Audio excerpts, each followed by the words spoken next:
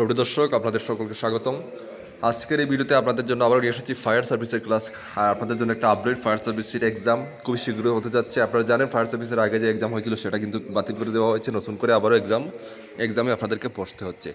তো আপনাদের ফায়ার সার্ভিসের এক্সাম আবাদে আমরা যতটুকু নিউজ পেয়েছি, আর ত্রিপুরা এক্সাম থেকে কিন্তু সবসময় কিন্তু আপডেটগুলো যদি জিনিয়র আপডেট না পায় আপনাদেরকে আপডেট দেয় না। আপনারা দেখেছেন গত ত্রিপুরা পুলিশের আমি রেজাল্টের আগে 5-6 দিন আগে বলেছিলাম যে আপনাদের এপ্রিল মাসের প্রথম দিকে রেজাল্ট দেওয়া হবে, রেজাল্ট দিয়েছে। তো ফায়ার সার্ভিসের এক্সাম আমরা বলছি আপনাদের কিন্তু আর আপনারা মোটামুটি ধরে নিতে পারেন 1.5 মাস সময় আছে আপনাদের। এই 1.5 মাসের মধ্যে আপনাদের ফায়ার সার্ভিসের আবারও এক্সাম কিন্তু কমপ্লিট হবে। তো আপনাদের এই সময়ের মধ্যে সম্পূর্ণ সিলেবাস কমপ্লিট করবেন।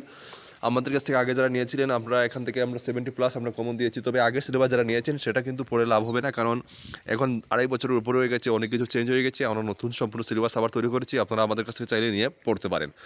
তো দেখুন, আজকের ক্লাসটা আমরা আবারও ফায়ার সেফটি থেকে আমরা করাবো। এর আগে আমরা আরও 2টি ক্লাস দিয়েছি, আজকে 3 নম্বর ক্লাস। যারা আমাদের কাছে সম্পূর্ণ গাইডবুক নিতে চান, স্ক্রিনে ডিটেলস থাকবে, হোয়াটসঅ্যাপ নাম্বার থাকবে, ফোন করতে পারেন, যোগাযোগ করতে পারেন, হোয়াটসঅ্যাপ মেসেজ করতে পারেন, ঠিক আছে?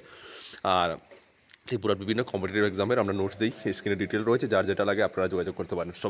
সবাই ক্লাসটা ফলো করবেন। আজকের ক্লাসটা আমরা শুরু করছি বন্ধুরা, ভিডিওটা শেষ অবধি দেখবেন। তো এর আগে 2টি ক্লাসে আমি 20টি প্রশ্ন দিয়েছিলাম, আজকে 21 নম্বর থেকে ক্লাসটা আমরা শুরু করছি, ঠিক আছে? 21 নম্বর প্রশ্ন, আগুনের পরিপ্রেক্ষিতে ফায়ার অ্যালার্ম প্যানেল বলতে তুমি কি বুঝো? ঠিক আছে, এইগুলো তোমাকে প্রশ্ন করা হবে।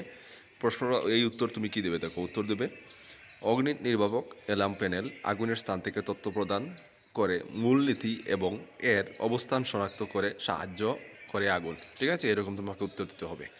তো এখানে কিন্তু প্রতিটা প্রশ্নই ভেরি ইম্পর্টেন্ট, ঠিক আছে? নেক্সট প্রশ্ন হচ্ছে, আগুনের প্রেক্ষাপটে অগ্নি নির্বাপক যন্ত্র বলতে তুমি কি বুঝো? সেটা দেখো আনসার হচ্ছে, এটি একটি প্রাথমিক স্তরের অগ্নি নির্বাপক যন্ত্র।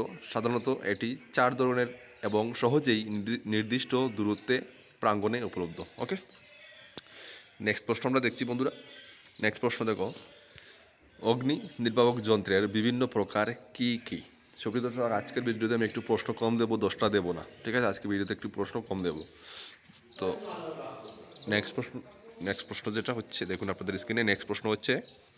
তো প্রশ্নটা হচ্ছে, দেখো, অগ্নি নির্বাপক যন্ত্রের বিভিন্ন প্রকার কী কী? ঠিক আছে, অগ্নি নির্বাপক যন্ত্রের বিভিন্ন প্রকার কী কী সেটা হচ্ছে, দেখো, প্রথম হচ্ছে জলের ধরন, তারপরে হচ্ছে ফোমের ধরন এবং কার্বন ডাই অক্সাইড, তারপরে হচ্ছে দেখো পাউডার টাইপ, এই 4টি, ঠিক আছে? 4টি। পরের প্রশ্ন, ফায়ার হাইড্রেন্ট কি?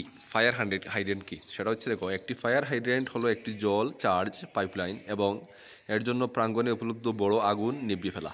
যদি ছোট ছোট ফু দ্বারা আগুন নিয়ন্ত্রণ করা যায় না, অগ্নি নির্বাপক যন্ত্র ব্যবহার করা হয়, ঠিক আছে? তো সুপ্রিয় দর্শক, আজকের পরের প্রশ্ন এবং আজকের এটা লাস্ট প্রশ্ন, ঠিক আছে? আজকে আমি প্রশ্ন কম দেবো বলেছি, আজকের এটা লাস্ট প্রশ্ন। ফায়ার হাইড্রেন্ট ক্যাবিনেট, যেটাকে শর্ট ফর্মে FHC বলা হয়, কি কি সরঞ্জাম এতে রাখা হয়? প্রথম হচ্ছে, এক হচ্ছে অগ্নি নির্বাপকযুক্ত কুটার, তারপর হচ্ছে ডেলিভারি হুস পাইপ, তারপর হচ্ছে শাখা এবং অগ্রভাগ ইত্যাদি, ঠিক আছে? এই 3টি। তো সুপ্রিয় দর্শক, আজকের মতো এখানে শেষ করলাম। আর আবার বলছি, আপনাদের জন্য আপডেট যেটা, আপনাদের ফায়ার সার্ভিসের এক্সাম খুবই দ্রুত হচ্ছে, খুবই তাড়াতাড়ি হচ্ছে। আপনারা প্রিপারেশনটা শুরু করবেন, সম্পূর্ণ সিলেবাস অনুযায়ী পড়বেন। সবাই ভালো থাকবেন, দেখা হচ্ছে নেক্সট ভিডিওতে। জয় হিন্দ।